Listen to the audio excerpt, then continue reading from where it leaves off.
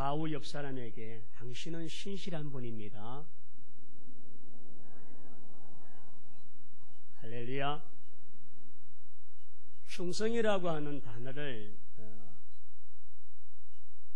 뜻을 보면 신실하다라고 말하는데, 이 신실은 어떤 모습이냐면, 다시 한번 할까요? 시작.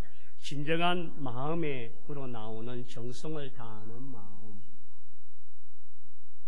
진정한 마음에서 우러나오는 정성을 다하는 그런 마음이 바로 충성이라고 말합니다. 여러분, 탈무드에는 충성에 대한 이야기 가운데 이런 이야기가 있습니다. 아이를 지킨 개의 이야기인데요. 어느 날 가족이 모두 외출하고 어린 아이 하나가 개와 함께 집을 머물게 되었습니다. 근데 그 집에는 우유를 큰 항아리에다가 담아놓고 그것을 자유롭게 먹는 그런 집이에요. 근데 집에 사람이 없다 보니까 이 뱀 한 마리가 아주 맹독을 가진 독사가 그 집에 들어와서 어슬렁어슬렁거리다가 그만 우유 항아리에 빠져버렸어요. 그 항아리에 빠진 이 뱀이 어떻게 해서 겨우 빠져나왔는데, 그 항아리에 뱀이 빠졌다는 사실은 이 개가 그걸 보았기 때문에 아는 거예요. 그래서 시간이 좀 지나서 가족들이 돌아오고 아이가 그 항아리에 우유를 먹으려고 컵을 가지고 떠서 먹으려고 하는데 개가 와서 그 아이를 밀쳐버려요. 그리고는 다시 그 항아리를 몸으로 밀쳐서 그 우유를 다 쏟게 만들어요. 그리고 주인들이 다 이상하게 생겨요. 저 개가 왜 저런지 모르겠어요. 근데 이 강아지가 그때부터 그 흩어진 우유를 입으로 핥아먹기 시작합니다. 그걸 한참 핥아먹다가 온몸에 독이 퍼져서 그만 죽어버려요. 그제서야 주인들이 이 우유에 독이 들어가서 이 아이가 이 우유를 먹으면 죽는다는 사실을 알기 때문에 그걸 주인에게 알려주고 그 주인의 아이의 생명을 구하기 위하여 자기가 그 우유를 먹고 죽어서 그 증거를 이어준 거예요. 그래서 탈무드에는 충성된 자라 이야기할 때에 이 개에 대한 이야기를 통하여서 사람들에게 많이 알려지고 있다고 합니다. 우리가 잘 아는 이 충성이라고 하는 한자의 모습은요, 이 충성이라고 할 때 충성성자와 이를 성자를 써서 충성이라고 말합니다. 이 충자는 가운데 중에 마음이 중심에 있는, 그 다음에 이 성이라고 하는 것은 이룰 성자에는 말씀 언변에 이룰 성이 있는 거예요. 말씀을 마음 가운데 두고 그것을 이루는 자가 충성된 자라 그렇게 이야기를 합니다. 그래서 국어 사전에는 충성된 자는 뭐라고 이야기하냐면 진정한 마음이다. 그래서 우리가 좀 전에 읽었던 그 내용이 진정한 마음에서 우러나오는 정성을 다하는 마음이 바로 충성이다라고 말합니다. 이처럼 충성은 사람을 세우고 높이고 존귀하게 만들고 그 충성스러움을 통하여서 그 사람에게 유익을 주는 것이 충성이라고 하는 단어이고 뜻입니다. 그런데 우리는 충성이라고 할 때에 이것과 비슷한 말을 갖고 있는 단어가 있는데 한번 따라합시다. 집착이다. 충성과 집착은 어찌 보면 뭔가를 위해서 하겠다고 하고 뭘 이루려고 하는 모습에 있어서는 똑같은 것 같지만 차이가 많습니다. 충성은 상대방을 높이는 마음을 갖고 있고 존중하고 그를 귀하게 여기고 그를 위해서 유익을 주기 위해서 자기의 몸을 희생하고 헌신하는 마음을 갖는 것이 충성이라면, 집착은 어떤 무엇을 위해서 집요하게 그것을 목적하는 것은 비슷한 것 같지만 집착의 목적은 자기 유익을 구하는 것입니다.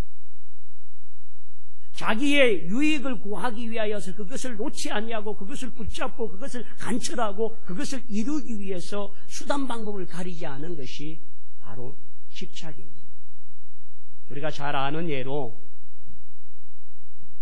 야곱은 차자이면서 장자의 명분에 집착했습니다. 때가 주어지기만 하면 그것을 어떻게 가질까 수단 방법을 가리지 않습니다. 바로는 에서가 정말 사냥하고 돌아와서 너무 허기가 지고 배가 고플 때에 형 배고프면 그냥 팥죽 한 그릇 주면 되잖아요. 형 팥죽 한 그릇 줄 테니까 형의 장자의 명분권을 달라고. 그걸 집착하고 있던 야곱은 그 기회를 놓치지 않았습니다. 그리고 그 장자의 명분권을 형에게 얻었습니다. 그리고는 그것을 가지기 위해서 아버지 앞에 가죽옷을 뒤집어 쓰고 아버지를 속이고 형의 흉내를 내어서 아버지 이삭에게 축복 기도를 받습니다. 그리고 돌아와 에서가 그 일을 알고 나니까 더 이상 그 집에 머물 수가 없어서 야곱은 그것으로 인하여서 장자의 명분권을 받고 축복권을 받았는데 그것 때문에 집을 떠나야 되고 어머니의 품을 떠나야 되고 그리고 라반 삼촌의 집에서 끊임없이 속임을 당하고 속이는 일로 인하여서 힘겨웠던 인생이 바로 야곱이었습니다. 그러므로 야곱은 속임으로 인하여 그것을 집착하고 그것을 붙잡기 위해서 수단 방법을 가리지 않다 보니까 아버지를 속여야 되고 형을 떠나야 되고 어머니를 떠나야 되고 고향을 떠나야 되고 라반 삼촌과 그 형제들과 적을 져야 되어지는 모든 것들, 이것이 집착입니다. 그러나 충성은 공동체와 하나님의 나라와 모든 사람을 유익되게 만드는 것이 충성인 줄 믿습니다. 그런 의미에서 여러분 충성된 자이십니까? 집착하는 사람이십니까?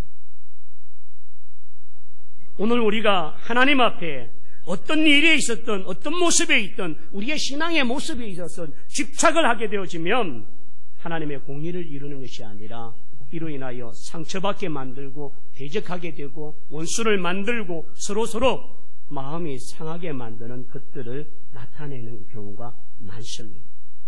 그런 의미에서 오늘 우리가 진정한 마음에 우러나오는 정성을 다하는 마음을 가져 신실한 충성된 모든 자들이 되기를 축원합니다.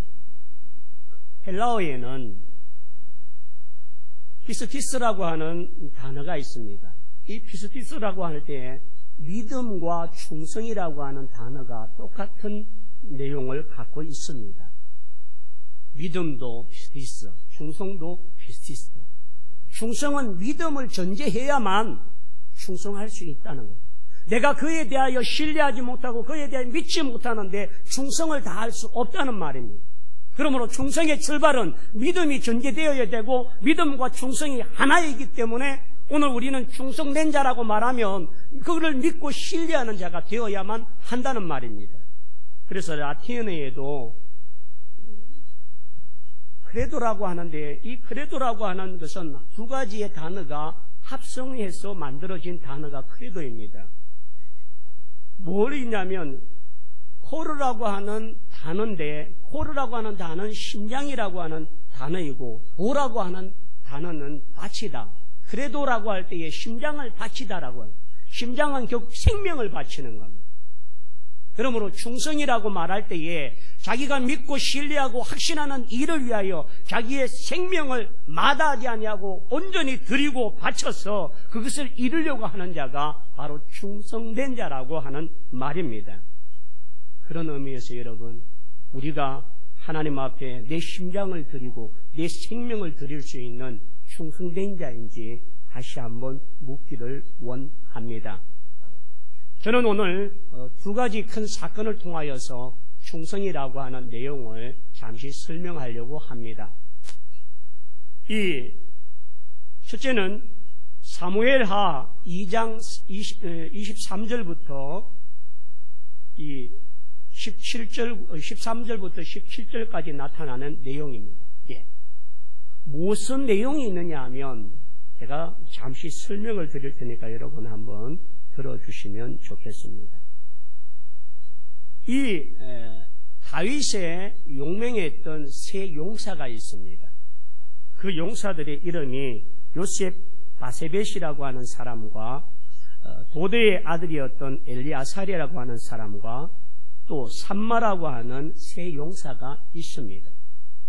그런데 다윗이 느바임 골짜기에서 블레셋과의 전쟁을 하고 있을 때에 이 세 용사들이 다윗을 찾아옵니다.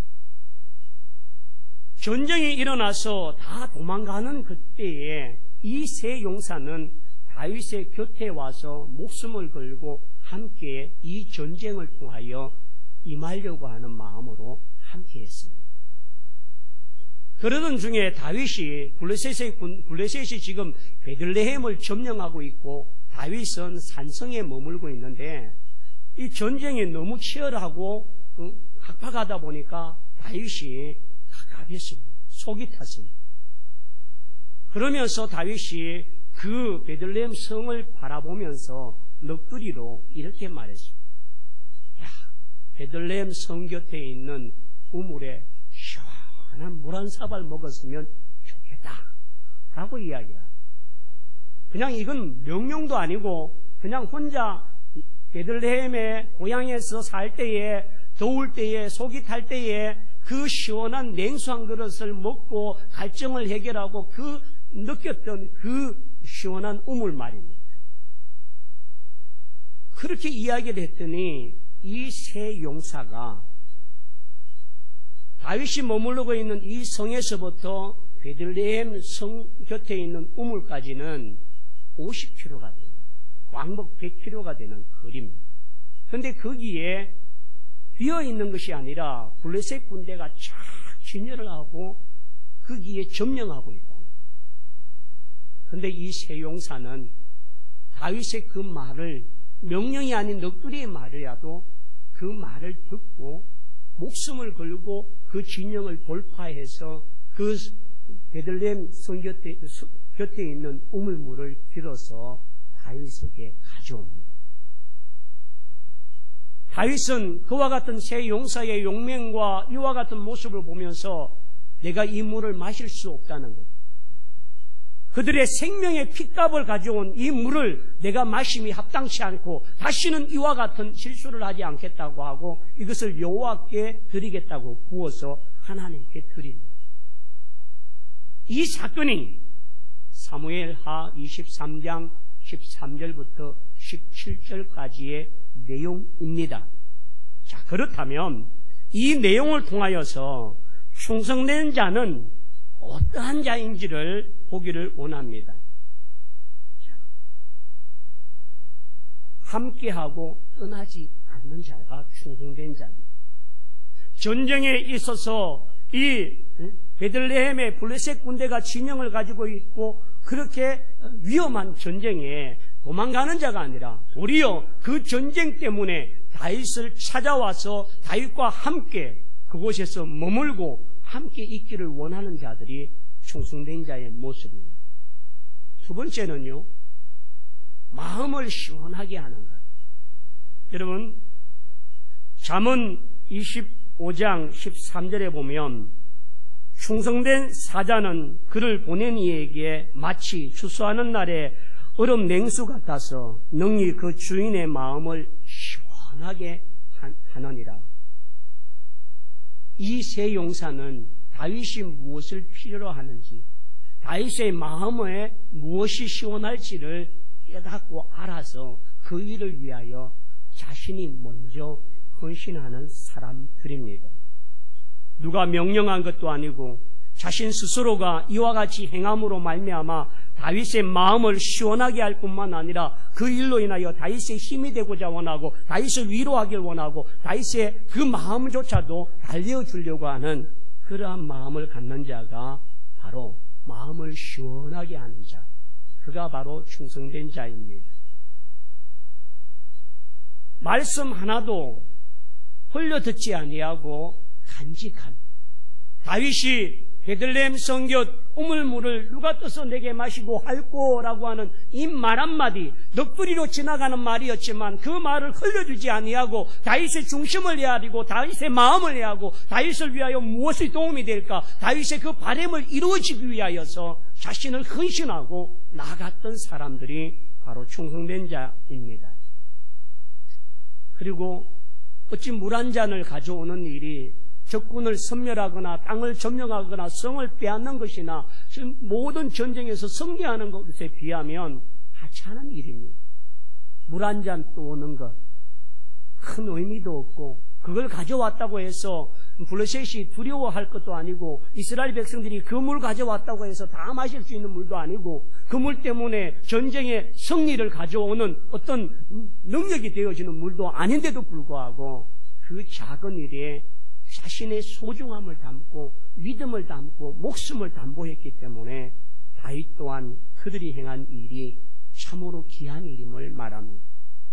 누가복음 16장 10절에 지극히 작은 것에 충성된 자는 큰 것에도 충성되고 지극히 작은 것에 불의한 자는 큰 것에도 불의하나니라고 말했습니다.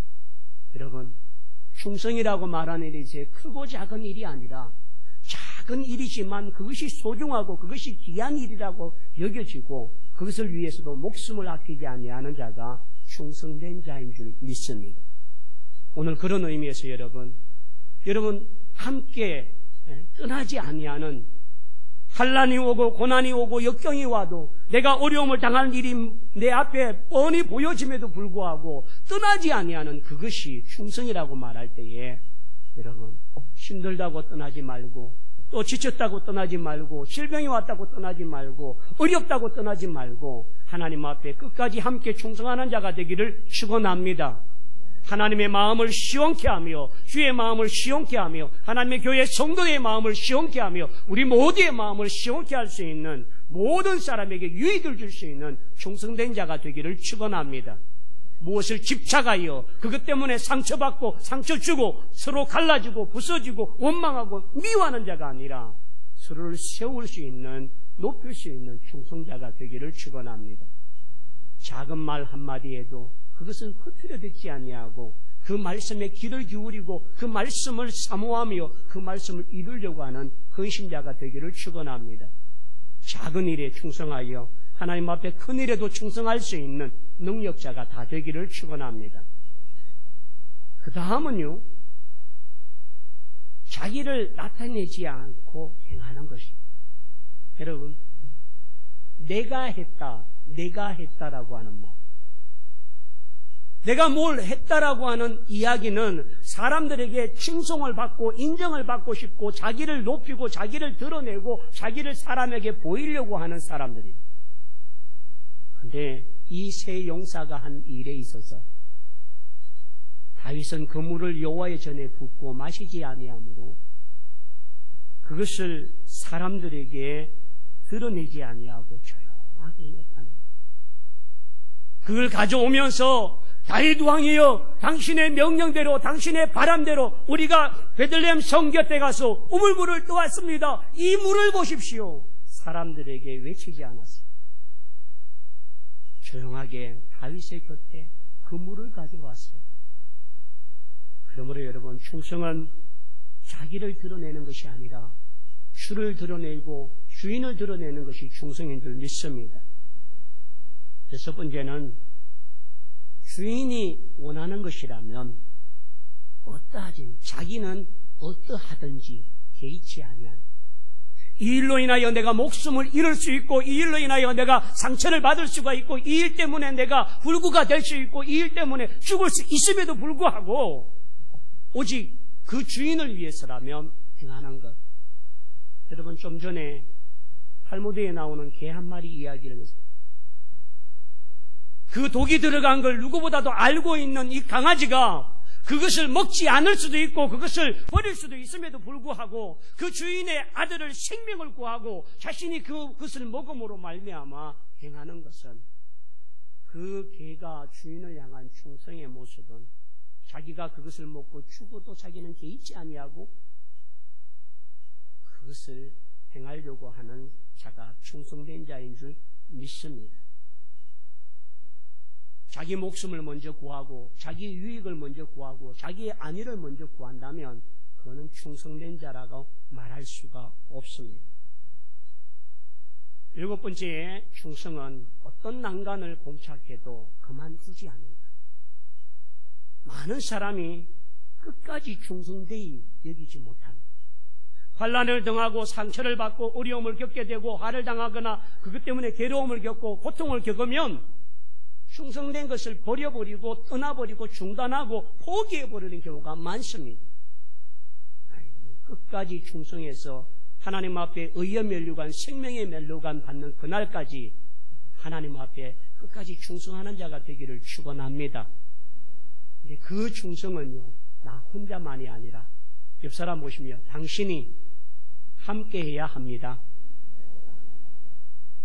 여러분, 나 혼자 끝까지 견디는 것이 아니라 서로가 격려하며 서로가 위로하며 서로가 세워주고 서로가 기도해주는 도움과 사랑을 통하여서 끝까지 감당할 줄 믿습니다. 8번째는 가장 소중한 것을 드립니다. 아까 크레도라고 하는 이 라틴어의 크레도라는 심장, 도, 바치다라고 하는 것이 합성어라고 그랬습니다. 생명을 바칩니다. 여러분, 주를 위하여 우리의 생명을 드릴 수 있는 충성된 일꾼이 되기를 축원합니다. 가룟 유다처럼 자신의 나라와 자신의 사상을 집착하여서 충성을 저버리고 배반자의 이름으로 사는 자가 아니라 하나님 앞에 정말 충성된 자라고 불려지는 자가 되기를 원합니다. 저는요, 다윗의 충성스러운 신화 가운데 이 세 용사도 대단하지만 우리아가 충성된 신하라고 봅니다. 다윗이 우리아의 아내 바세바를 취하고 그 임신한 사건을 덮기 위하여서 결국 전쟁에 있는 우리아를 불러들입니다.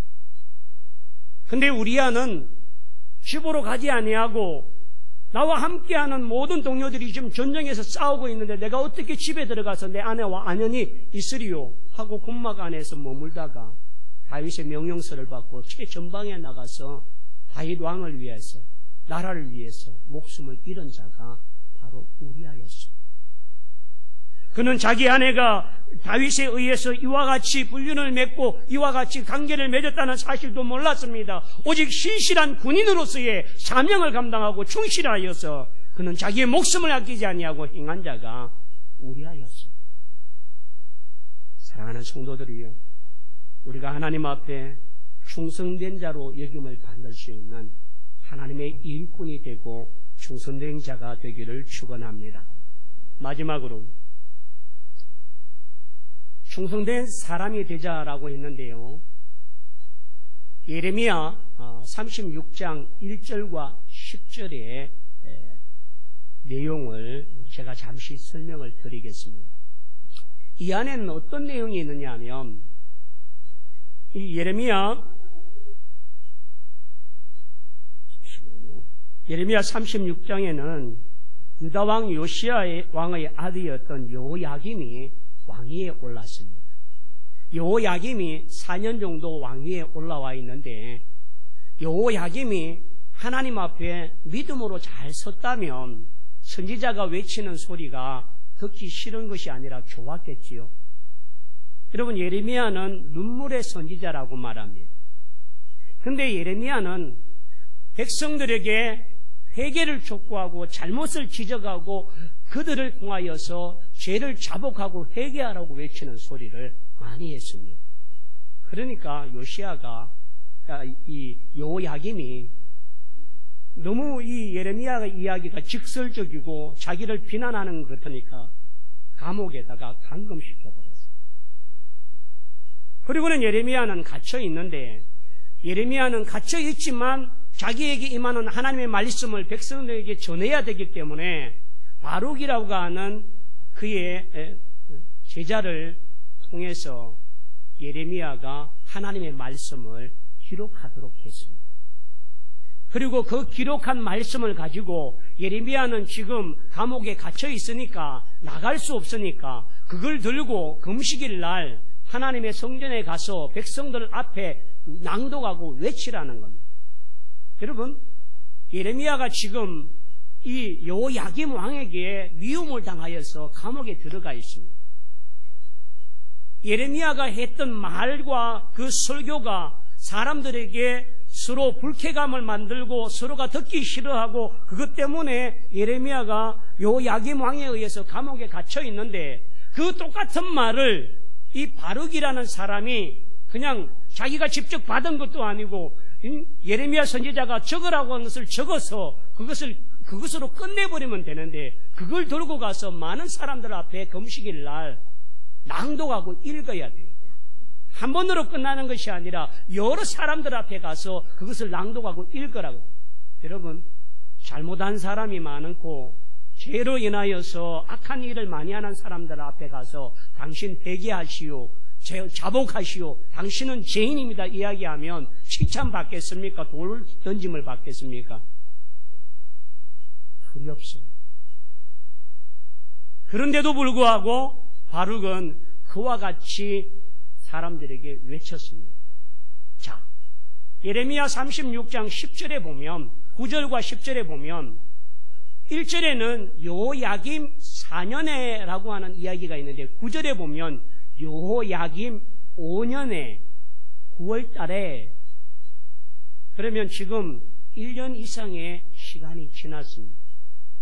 그럴 때 10절에 보면 다시금 금식일에 바룩이 여호와의 말씀을 듣고 사람들에게 외치는 일을 계속한다는 거예요. 시간이 지나도 세월이 지나도 그것을 끝까지 감당하는 사람이 바로 바룩이었습니다. 그렇다면 오늘 이 사건을 전제하고 몇 가지만 나누고 마치려고 합니다. 자, 그렇다면 이 바룩을 통하여서 오늘 우리에게 충성된 사람이 되자라고 할 때에 충성된 사람은 어떤 사람이냐면 한번 따라합시다. 주인의 마음을 시원하게 하는 자. 예레미야가 무엇을 원하는지를 알고 그 마음에 합당하도록 성경을 기록하고 그것을 이루어졌던 사람입니다. 두 번째는 언제든지 부르면 달려가서 자신의 그 일을 감당하기 위하여 준비된 사람이 충성된 자예요. 세 번째는 소리 없이 가서 전해라고 할 때에 나는 갈 수 없습니다. 내가 왜 그 가서 이렇게 백성들에게 외쳐야 합니까? 나도 당신처럼 감옥에 갇힐 수 있고 사람들에게 미움을 받을 수 있고 비난을 받을 수 있고 대적을 받을 수 있고 돌팔매짐을 당할 수 있는데 내가 왜 가야 합니까? 라고 말하지 않냐고 아무 소리 없이 그대로 따라서 행한 자가 바로 바룩과 같은 자입니다.